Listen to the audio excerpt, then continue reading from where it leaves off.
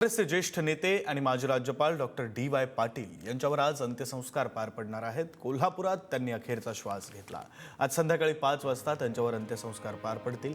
त्याआधी सकाळी 9 पासून डी.वाय. पाटील यांच्या अंत्यदर्शनाला सुरुवात होईल। 4 वाजता अंत्यदर्शनानंतर अंत्ययात्रा निघेल आणि संध्याकाळी 5 वाजता कोल्हापुरात अंत्यसंस्कार पार पडतील। Doctor DY. पाटील यांच्या निधनामुळे राजकीय, शैक्षणिक आणि सामाजिक क्षेत्रामध्ये शोककळा पसरली। राज्यपाल पदाच्या कार्यकाळामध्ये त्यांनी शिक्षण, प्रशासन आणि सामाजिक उपक्रमांना नेहमीच प्राधान्य दिलं।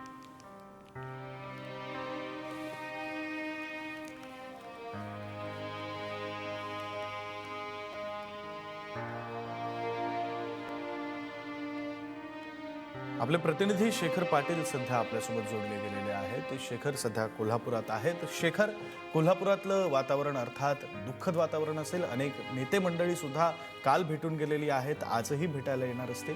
काय नेमकी परिस्थिती आहे शेखर? विक्रांत बरोबर आहे। आज सकाळी 9 वाजल्यापासून सायंकाळी 4 वाजेपर्यंत अंत्यदर्शन जे ते सगळ्यांना घेता येणार आहे आणि 4 वाजता त्यांची अंत्ययात्रा जी आहे ती निघणार आहे आणि त्यानंतर माझ्या मागे आपण पाहतोय त्याच मैदानावरती डॉक्टर डी.वाय. पाटील यांच्यावरती अंत्यसंस्कार जे आहेत ते केले जाणार आहेत।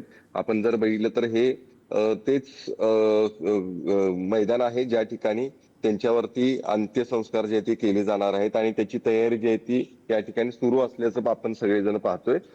खर तर या अंत्यविधीसाठी दिग्गज नेते देखील उपस्थिती लावणार आहेत, ज्यामध्ये उपमुख्यमंत्री एकनाथ शिंदे असू देत, सुनेत्रा पवार असू देत, याशिवाय काँग्रेसचे राष्ट्रीय अध्यक्ष मल्लिक खरगे तर हे सुद्धा त्या ठिकाणी येणार आहेत आणि त्यामुळे निश्चितच या सगळ्या अंत्यविधीची तयारी जी आहे ती रात्रभर या ठिकाणी सुरू असल्याचं पाहायला मिळते।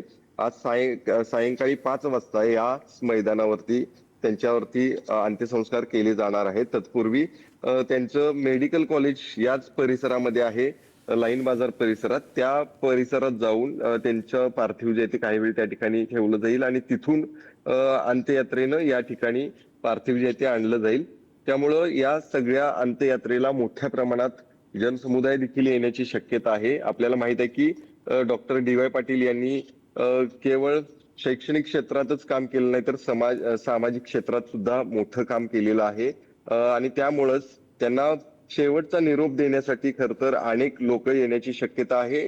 त्यांच्या खर तर लोकांचा जर विचार केला तर अनेक घरांना उभं करण्याचं काम जे आहे ते डॉक्टर डी.वाय. पाटील यांनी केलेलं आहे। जवळपास 28 ते 29 हजारहून अधिक कामगार असलेला हा डी.वाय. पाटील ग्रुप आहे आणि या ग्रुपचा किती मोठा डोलार आहे तो आपण या आकड्यांवरूनच सगळा पाहू शकतो। त्यामुळे निश्चितच या एका कोल्हापुरातील हिरा म्हणून त्यांच्याकडे खर तर सगळेजण आता पाहतायत आणि तो या ठिकाणी नसल्यामुळे त्यांना शेवटचा निरोप देण्यासाठी आज मोठ्या प्रमाणात लोक या ठिकाणी जमणार आहेत आणि अर्थातच त्याची तयारी जी आहे ती या ठिकाणी सुरू आहे।